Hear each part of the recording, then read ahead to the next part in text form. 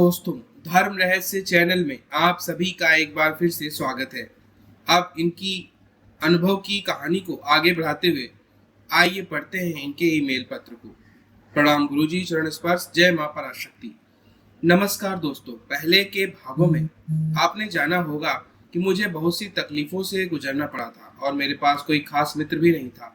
इसलिए आगे से मैं अष्ट चक्र भैरवी को अपने मित्र के रूप में प्राप्त करने के लिए सोचा और साधना हेतु आदि शक्ति मंदिर चुना, क्योंकि मैं तब तक बस साधना करने की सोचा था। पर उसके पहले ही मुझे सपने के माध्यम से आदि शक्ति मंदिर की साधना करने का एक कुछ स्वप्न मिला।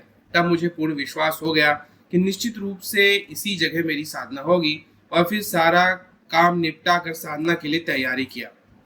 यहाँ से आगे कहानी में थोड़ा शॉर्टकट से लिखने का प्रयास करूंगा। 5 दिसंबर को भैरव जयंती थी और इस दिन सबसे पहले भैरव का पूजन करना था, जिस वजह से मुझे एक समस्या हुआ कि मंदिर में काल भैरव भी है और बटुक भैरव भी है, तो किस भैरव के पास जाऊं। गुरुजी का रिप्लाई आया कि बटुक भैरव के पास ही पूजन करना। दोस्तों, तब तक मुझे बटुक भैरव उतने प्यारे नहीं थे, लेकिन पता नहीं कैसे यहाँ से मुझे बटुक भैरव के प्रति बहुत अधिक भाव आना प्रारंभ हो गया। उनको अपना मित्र मानने लगा। मैं कभी भी वीर भाव से कोई पूजा या साधना नहीं करता, बल्कि हमेशा मेरा उपासना एक प्रेम भाव से ही होती है। इसकी परिणाम मैं आपको बाद में बताऊंगा। अगर मैं किसी के साथ कोई इमोशन से जुड़ा हूं तो उस संबंध में अनुरूप मेरा कुछ समर्पण कर देता हूं। और जितने भी भैरव हैं सारे के सारे मुझे मित्र की तरह ही लगते हैं। आज भी कभी भैरव की मूर्ति कहीं पे मिले तो एक मित्र की तरह गले लगाता हूँ। ये नहीं देखता हूँ कि नहाया हूँ या नहीं, या फिर मेरे कपड़े धुले हैं या नहीं, क्योंकि एक सच्चा मित्र कभी भी सामने वाले की कोई कमी नहीं देखता। मेरी मित्रता भी वैसी है। जब मेरा भाव उत्पन्न होता है ना, तब दुनिया की सारी हदें पार हो जाती है। भले ही सामने वाले को मेरा भाव पसंद ना हो, पर फिर भी मैं अपने भाव में रहता हूँ। चाहे तो आप आर्या 2 वाली मूवी में देख सकते हैं, जबरदस्ती अपनी दोस्ती किसी के ऊपर थोपना यह मेरा स्वभाव नहीं। और इस तरह से बटुक भैरव मेरी जबरदस्ती बने एक दोस्त बन गए, जिनके ऊपर मेरा पूरा अधिकार। आगे अष्ट भैरवियों की साधना हुई। इस समय मेरे साथ क्या क्या अनुभव हुआ, इसकी बातें मैं गुप्त रखना चाहूंगा। फिर भी गुरुजी के माध्यम से एक छोटा सा अनुभव बता रहा हूँ। भाव से जुड़े होने के वजह से मेरे लिए सारे भैरव और भैरवियां मित्र जैसे बन गए थे। और बहुत पहले मुझे एक स्वप्न के माध्यम से मेरे भैरव लोक से संबंध भी पता लगा, इसलिए ये अष्ट भैरवी भी मेरे लिए मित्र जैसी हुई। तो एक दिन मन ही मन बोला कि भैरवी देवियां, आप लोग जब मेरी परीक्षा लेने आना, तब मुझ में आपके प्रति कोई भी कामुकता ना हो, क्योंकि आप लोग अष्ट भैरवी की शक्तियां हैं। आपके ऊपर उनका अधिकार है। मुझे गलती से भी उन लोगों का अधिकार छीनना नहीं। मित्रता में धोखे को मैं नहीं पसंद करता। उसी रात सपने में देखा, एक परिवार के 3 भाभी मेरे पास आते हैं और बहुत अच्छे से हम लोग बात करते हैं। एक ही कमरे में चारों लोग सोते हैं। थोड़ी सी पर्सनल बातें कर रहा हूँ, बुरा मत मानना। उनमें से एक भाभी मुझे आलिंगन आदि कर बहुत प्रेम देती है और खुशी से स्तन भी। और ये तीनों कोई ऐसा ऐतराज नहीं रखती, पर मुझे संबंध बनाने का मन नहीं होता। उनसे तीसरी भाभी थोड़ा सख्त थी, तो जब उनके पास आया तब थोड़ा संबंध बनाने का भाव उत्पन्न हुआ था, तो वह मुझे अपने पास अपने ऊपर सोने दी, लेकिन मुझे ज्यादा कुछ करने नहीं दी। बस हम लोग एक दोस्त की तरह ही गए और रहे। तीसरी भाभी थोड़ा सा क्रोध की और इस तरह वो अपना क्रोध भैरवी होने का परिचय शायद दे रही थी। मैं भी अपनी भावनाओं को शांत कर लिया और ये सपना उसी दिन देखा जिस दिन मैं उन लोगों से प्रार्थना किया मुझे आपके प्रति कामुकता न हो। इसलिए वो जानबूझकर ऐसा सपना दिखा रही थी ताकि मैं अपने सपने और प्रार्थना को देख सकूं और अपनी उत्पत्ति को जांच सकूं। दोस्तों, अपनी निजी बातें कोई नहीं बताता, पर यह साधना जगत है, यहाँ पर कुछ भी संभव, इसलिए ज्यादा डिटेल में तो नहीं बताया, पर बेशर्म होकर बताना पड़ रहा है ताकि आप लोगों को भी थोड़ी जानकारी हो। इस साधना क्षेत्र में ऐसा भी हो सकता है। ये केवल एक सपना था जिस माध्यम से भैरवी शक्तियां पहली बार उपस्थित और मित्रता का अनुभव करवाई थी, क्योंकि ये जो भैरवियां होती है ना, वो हमारे पास की ही हैं और ना ही मैं इनसे कभी बातचीत करता हूँ। ऐसे ही साधना के समय अचानक दिखना आप जान सकते हैं। बाकी साधना में आगे क्या हुआ, कैसा अनुभव हुआ, ये सब तो नहीं बताना चाहता, लेकिन इसका रिजल्ट मुझे अच्छा मिला। मुझे भैरवी के गुप्त ज्ञान मिले, बहुत से रहस्य उजागर होने प्रारंभ हुए, जिसमें गुप्त तारा साधना से जुड़े हुए कुछ रहस्य थे, वो सब जानने को मिला। मुझे बटुक भैरव के प्रति बहुत भाव बढ़ने लगा और भैरवियों के प्रति मेरा घनिष्ठता भाव बढ़ गया। मेरे साथ बहुत अच्छी घटनाएं हुई। जिस पीड़ा में मैं जी रहा था उसका अंत होने लगा। जो लोग मेरा साथ छोड़े थे वो वापस जुड़ने लगे।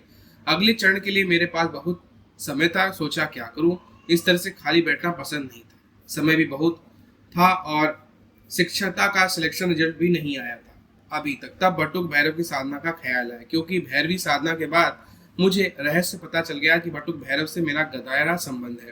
क्योंकि बटुक भैरव स्वयं शिव ही होते हैं, जो कि पुत्र रूप में देवी तारा क्या स्तनपान करते हैं, वही आगे चलकर आनंद भैरव बनते हैं।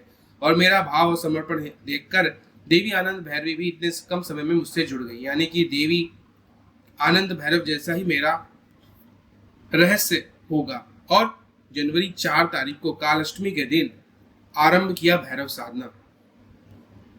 जिस भैरव साधना के साथ साथ एक व्यक्ति की कहानी जुड़ती है, जिस व्यक्ति की पूरी परिवार बिखर गया। डायन के प्रकोप के कारण 14 साल तक वो अपने बीवी और बच्चों से अलग रहा। फिलहाल उनके बारे में रहने देता हूँ, बाद में बताऊंगा उनकी कहानी। भैरव साधना में उड़द को बड़ा यानी कि पकोड़े भैरव जी को बहुत पसंद है, इसलिए मैं इन्हीं की चक्की से ग्रिंड किया हुआ उड़द लाता था और रात को उड़द का बड़ा बनाकर भैरव जी को भोग लगाता था। मैं रोज 10 रुपए का ग्राइंड लिया हुआ उड़द खरीद कर, पर वो दुकानदार भक्तिभाव के कारण मुझे ज्यादा दे देते थे और यही भोग मैं अपने दोस्त लोग हम लोग खाते थे। रोज ट्यूशन पढ़ाने जाता था, आकर रात को भोग बनाकर साधना में जुट जाता। आपत उद्धारणाय मंत्र बहुत लंबा होने के कारण पहले 1-2 दिन तो बहुत कठिनाई से मंत्र जाप किया, फिर रोज रोज बढ़ाने लगा। सुबह 50, शाम को 50 माला करने लगा। अच्छे अनुभव होने लगे। लेकिन 7वें दिन जब मैं सुबह सुबह 100 माला करने की कोशिश किया तो अपने सामर्थ्य के हिसाब से 100 से ज्यादा करने का सोचा। ऐसे ही अंतिम दिन तक भयंकर रूप से अधिक जाप करने की सोच रहा था। तब खाना खाते समय एक इंस्टीट्यूशन आने लगा, जैसे कि भैरव जी कुछ कहना चाहते हो, क्योंकि मैं हमेशा अपने साथ उनको महसूस करता था। सभी भैरवी और भैरवी शक्तियों को महसूस करता था। लगता था कि वह मेरे आसपास है। और तब इंस्टीट्यूशन के माध्यम से पता चल रहा था। तब मुझे कुछ पूछा गया कि मैं क्या चाहता हूँ। बटुक भैरव की पूर्ण रूप से मित्रता पाना, प्रत्यक्ष रूप में एक सिद्धि प्राप्त करना। तो जवाब में मेरे भाव के अनुरूप भैरव जी मित्रता मैंने उनसे मांगी, क्योंकि अगर मैं सिद्धि मांगता तो भैरव जी कोई भी क्षुद्र रूप में मेरी सिद्धि के रूप में रह जाते, लेकिन उनमें उतनी ही शक्ति संचार होता जितना मेरा तपोबल है। यानी कि अगर भविष्य में कोई भी बटुक भैरव साधक मेरे ऊपर कुछ प्रयोग करता है तो मेरे पास रहने वाली सिद्धि मेरी ऊर्जा से जितना शक्ति धारण किए होंगे, केवल उतने सामर्थ्य से सामने वाले को रोकते। जैसे कृत्या प्रयोग आप एक उदाहरण के तौर पे ले सकते हैं। जैसी कृत्या साधक के सामर्थ्य से अपना शक्ति प्रदर्शन करती है, ऐसे ही। लेकिन मैं अगर पूर्ण मित्रता को प्राप्त करना चाहूँ तो मुझे मूल बटुक भैरव की मित्रता मिलेगी, जिनके नियंत्रण में पूरे ब्रह्मांड के बटुक भैरव आते हैं। इसलिए अगर कोई अधिक शक्तिशाली वाला भैरव साधक भी मेरे ऊपर किसी प्रकार का प्रयोग करेगा तो भैरव उल्टा ही उसका विनाश कर देगी। जैसे गुरु जी के सरल भाव के कारण माता काली की सिद्धि तांत्रिक से खींचकर आ गई थी। माता काली उस तांत्रिक की सिद्धि होने के बावजूद भी तांत्रिक को दंड दे दी। मेरा भी भैरव के प्रति सच्चा भाव था। या तो मैंने उनकी सिद्धि से ज्यादा उनकी मित्रता पाने के लिए निवेदन किया था। देखिए दोस्तों, आप लोगों को लग सकता है कि इंस्टीट्यूशन को मानना गलत है, एक बेवकूफ़ी है, लेकिन आप लोगों को बता दूं कि इसका रहस्य मुझे रुद्र पंडित जी से समझने को मिला, क्योंकि अतीत में वो स्वयं एक तंत्र साधक रह चुके हैं, जिनके पास माता कालरात्रि, भैरव, कर्ण पिशाचिनी की सिद्धि थी। जब वो तंत्र बहुत तेजी से पारंगतता हासिल करने लगे थे तो उनके गुरुजी ने अपने से आगे बढ़ता देख उनकी सिद्धियों पर बंधन लगा दिया। लेकिन उनके गुरुजी बताए कि उनके पीछे 7 शक्तियां हैं, वो भी 10-15 साल पहले की ही बात है। और इस बार चैत्र नवरात्रि में मेरे माध्यम से वो इस बंधन को भी तोड़ पाए। मैं उनके लिए क्या किया अभी तो यह गुप्त है। अब उनके पास माता कालरात्रि की सिद्धि वापस आ चुकी है और वो वही साधक है जो हमारे उड़ीसा के त्रिपाटना के रहस्य बताए थे। बहुत से गंभीर विषय के ऊपर उनसे चर्चा हुई। उनके साथ जो तंत्र घटनाएं हैं उनके ऊपर एक अनुभव बना सकता था, क्योंकि उड़ीसा में बहुत से गुप्त तंत्र हैं जो भयंकर और विनाशकारी हैं, जैसे कि पाटन विद्या, काउरी विद्या। रुद्र जी चंडी पाठ साधक हैं, ज्ञानी पंडित हैं, कर्मकांड में माहिर हैं, घोर तंत्र में पारंगत है। मुझ में उम्र में बड़े बहुत और अनुभवी साधक है, पर फिर भी मेरे साथ एक गहरे दोस्त की तरह रह गए। इसी की माध्यम से मुझे एक मंदिर की वास्तु समस्या के ऊपर पता चला, लेकिन क्या करें, जब तक मुझे इसका ज्ञान मिलता उससे पहले ही हम लोगों की कहानी बदल चुकी थी। पहले से मुझे पता होता शायद मैं इतना गलत नहीं होता। खैर, क्या ही करें, जब कर्म का फल चलता है तब अच्छों के हालात बिगड़ जाते हैं। मैं भला कौन हूँ इनके सामने। तो रुद्र जी ने मुझे बताया कि कोई भी शक्ति तुरंत सामने आकर नहीं बताती, वो आपकी चेतना से जुड़कर ही आपके भाव के माध्यम से, इंस्टीट्यूशन के माध्यम से वार्तालाप करती है। इंस्टीट्यूशन के जरिए रहस्य बताते हैं और अपने काम करते हैं, जब तक कि उन शक्तियों को प्रत्यक्ष सिद्ध ना किया जाए। इसलिए कभी कभी साधक ये समझ ही नहीं पाते कि उनकी शक्ति कौन सी इंस्टीट्यूशन से सही है या कौन सा भ्रम। कुछ भ्रम भी होते हैं क्योंकि शक्तियां भ्रमित भी करवाना चाहती हैं। इसलिए इस तंत्र जगत में फूक फूक कर कदम रखना पड़ता है। रुद्र जी के माध्यम से मुझे बहुत से विषयों को जानने को मिला और वे मेरे माध्यम से अभी गुरु जी के साथ जुड़ने लगे हैं। अभी हम दोनों एक दूसरे के मित्र और सहयोगी हैं। ये और भाव एक तरह से गुरु शिष्य का है, लेकिन मूल गुरु तो एक ही है जो जन्म जन्मों तक साथ देते हैं। माफ करना दोस्तों, मुझे कहानी लिखना नहीं आता, इसलिए बार बार कहानी के बीच में इधर उधर भटक जाता हूँ। आगे बताता हूँ उस दिन क्या हुआ जब बटुक भैरव जी की सिद्धि के बदले उनका मित्रता मांगा। तब भाव में मेरे आंखों से आंसू भी आ गए थे। तो शाम मुझे ट्यूशन पढ़ाने जाना था। तब मैं अपनी भाव से भैरवी देवियों को दीपक की रखवाली करने के लिए कहा और भैरव मित्रों को मेरे साथ लेकर ट्यूशन चला गया। मेरे ट्यूशन के रास्ते में एक छोटी सी नदी पड़ती जिसके लगा हुआ एक कच्चा शमशान है। ट्यूशन खत्म करके रात को आते आते मुझे शमशान के पास थोड़ा डर लगा। पता नहीं आज कैसे डर लगा। मेरे साथ भैरव भी महसूस नहीं हो रहे थे। तब भैरव लोगों को याद किया पर उनकी कल्पना तक नहीं आ रही। मन में अजीब सी बेचैनी लग रही थी। तब हनुमान जी को मन ही मन बुलाया और आगे बढ़ा। मेरे दोस्त हनुमान जी से रिलेटेड बहुत से अनुभव हैं, लेकिन अभी उन पर चर्चा नहीं कर सकता। मुझे उस समय हैरान लग रहा था कि मैं अपने भैरव मित्रों को क्यों बुला नहीं पा रहा। फिर वापस जब मंदिर की ओर पहुंचा तो अखंड दीपक जलाया, वो बुझ गया। जब भी तेल अभी भरा ही हुआ था, मेरा बिना किसी कारण से बुझ गया था। तब मुझे बहुत दुख हुआ। मन ही मन अपनी अष्ट भैरवियों को उनकी लापरवाही के लिए डांटा, क्योंकि मेरी ट्यूशन जाने के समय अपने भैरव मित्रों को दीपक की देखभाली के लिए मैंने कहा था। दीपक को वापस से जलाया। उदास होकर अपना स्नान आदि का वापस पूजा में बैठ गया और रोते रोते पूछा कि मैं तो किसी भी सिद्धि के लालच में नहीं किया, आपको अपना मित्र माना था, पर फिर भी आपने मेरे साथ ऐसा क्यों किया। तब वो कुछ रहस्य का बोध कराया और सिद्धि मुझे अभी नहीं मिलेगी यह बताया, क्योंकि जब तक सही समय नहीं आएगा तब तक कुछ भी प्राप्त नहीं होने वाला। इसलिए माता भगवती की माया के कारण गुप्त तारा जब आई थी तब माया रच के उनसे प्रतिसिद्धि को रोका गया था। और आज भी यही कारण है कि आपको प्रतिसिद्धि को रोकने के लिए आपसे मनोकामना पूछा गया। आपके भोले स्वभाव और सिद्धि को नहीं माना। सच में कहा जाए तो अभी आपको रोका गया, समय आने पर सब कुछ मिल सकता है। भैरव जी से वार्तालाप के पश्चात मुझे पहले से जितना इस साधना में मन नहीं लगा। मेरा जाप भी संख्या कम हो गई। फिर 14 जनवरी को हवन संपन्न किया। अगले दिन इस आदिशक्ति मंदिर से मकर संक्रांति की पूजा होने वाली थी। मुझे इंस्टीट्यूशन में इसके जरिए पता चल गया कि आज हमारा टीचर सिलेक्शन का रिजल्ट निकलेगा, जबकि मैं किसी के कांटेक्ट में नहीं था। मेरा अच्छा मार्क्स था तो पूर्ण विश्वास था कि सिलेक्शन हो जाएगा। तो आज संक्रांति पूजा होने के बाद जब हम लोग चले गए तब पुजारी जी और उनकी पत्नी, जिनको मैं माँ मानता हूँ, हम तीनों उस मंदिर की साफ सफाई करने लगे। तभी वो माँ कुछ गंभीर होकर बोली, अच्छा होता कि तुम हमेशा के लिए इस मंदिर में बस जाओ, ताकि हमें जब जरूरत पड़ी अपने गांव जा सको। मुझे उनका कहने पर मन ही मन हंसी आई और आया कि मेरा तो सिलेक्शन हो गया जाएगा और मैं कहीं दूर मंगलगिरी कोरपुट जंगल वाली जगह पर जाकर जॉब करने के साथ साथ साधना जिंदगी बिताऊंगा। पर उनकी मन में ये विचार मंदिर में देवी के माध्यम से ही आया होगा, इतना समझ गया था। उस दिन हैरान होकर 6-7 बजे सोकर उठा। तब एक दोस्त का कॉल आया और बोला अपना रिजल्ट चेक कर लो। मेरे पास नेट भी नहीं था। तब एक दोस्त के पास जाकर चेक किया तो बहुत बुरा लगा। सिलेक्शन नहीं हुआ था, बल्कि हमारी उड़ीसा सरकार की गंदी चाल की वजह से बहुत सारे घोटाले हुए। मुझे बहुत दुख लगा। तब मेरे सामने पुजारी माँ ने कही हुई बात सामने आई और बटुक भैरव जी की कही हुई बातें भी याद आने लगी। मेरे पीछे बहुत सी शक्तियां जुड़ने के बाद भी आज मेरी हालत ऐसी है, मैं समझ नहीं पा रहा। इस दिन एक घटना हुआ जो कि मुझे बाद में पता चला। वो थी डायन वाली, मेरी छोटी बुआ, जिनको कैंसर हो गया था। जब उनके अस्पताल ले जाकर लाया गया तो वह पहुंचते ही वहां जोर जोर से चिल्लाकर मर गई। और सच में उसके घर उसकी कुछ दोस्त डायन बोल रही थी कि इसका कोई रोने वाला नहीं है, इसलिए मुझे बहुत पहले ही इसके लिए रोने के लिए बोली थी। यानी कि बहुत पहले मेरा देखा हुआ सपना भी सच हो गया। तब तक उनको कैंसर का नामोनिशान नहीं था और ये जिसको मारना चाह रही थी मेरी बड़ी बुआ 2 किडनी डैमेज होने के बाद भी आज तक सही सलामत है।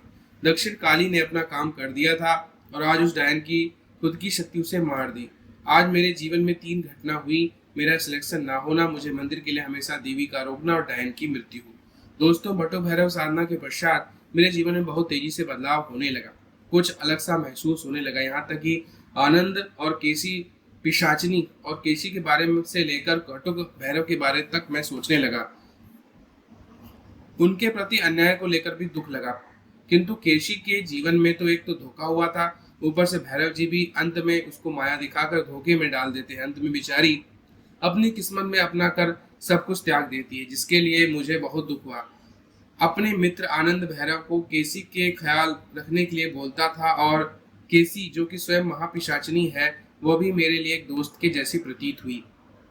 दोस्तों, इस समय माता विंध्यवासिनी और देवी की परीक्षा सीरीज चालू हो गई थी।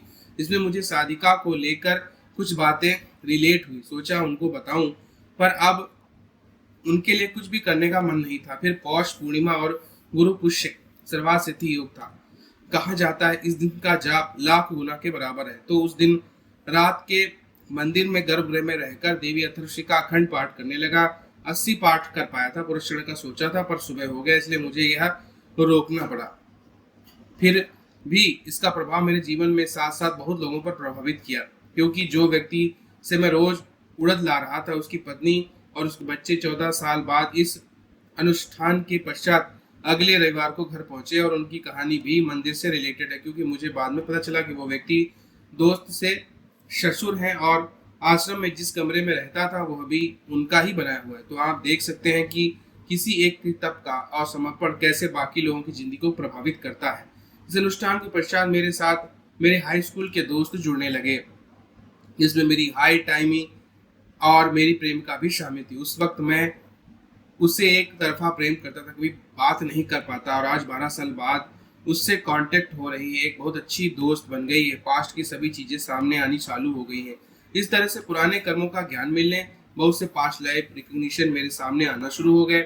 इस तरह से मुझे मेरे साधिका के कुछ कर्म संबंध का रहस्य को देखने को मिला, जो कि ऐसा नहीं था। बहुत से रहस्यों का बोध भी हुआ। अब मेरी चेतना का स्तर बढ़ने लगा था। ऐसे में मेरी और रोहन भाई का कुछ संबंध बोध हुआ, जो बहुत इमोशनल व्यक्ति हैं, साफ दिल वाले इंसान। मेरा उनका रिश्ता मुझे जानने को मिला। कुछ रहस्य मैंने महासप्तमी वाले अनुभव में उल्लेख किया है, क्योंकि कुछ लोग जो चुने गए होते हैं उनका जीवन बड़ा मुश्किल रहता है। वे असामान्य होकर एक सामान्य सा जीवन जीते हैं। आज के लिए इतना ही। आगे बताऊंगा कि इस मंदिर की मुख्य देवी किस तरह से मुझे अपनी माया में फंसाती हैं, मुझे उनसे प्रेम हो जाना, उनकी माया में पड़कर अपनी पत्नी का दर्जा देना, ये सब आगे के भाग की बात बताता हूँ। आप लोगों को मेरी इन बातों को गहराई समझने के लिए आप गुरुजी की साधक प्रश्नोत्तरी संख्या 215-216 देख लीजिए, ताकि आपको समझ में आ जाए। क्योंकि किसी भी मंदिर में जो देवी देवता होते हैं वो अपनी पूर्ण शक्ति में नहीं होते, बल्कि मूल शक्ति का कोई अंश होता है, जैसे कि कोई योगिनी या भैरवी शक्ति। यहाँ से आगे शुरू होगा मेरा और देवी आदिशक्ति की कहानी। तब तक के लिए आज्ञा दीजिए। जय माता पराशक्ति, जय गुरुदेव। तो देखिए, यहाँ पर इन्होंने अपनी कहानी को बताया है। अगले भाग में इसके आगे की घटना के विषय में जानेंगे। अगर आज का वीडियो आप लोगों को पसंद आया है तो लाइक करें, शेयर करें, सब्सक्राइब करें। आप सभी का दिन मंगलमय हो। जय मां पराशक्ति।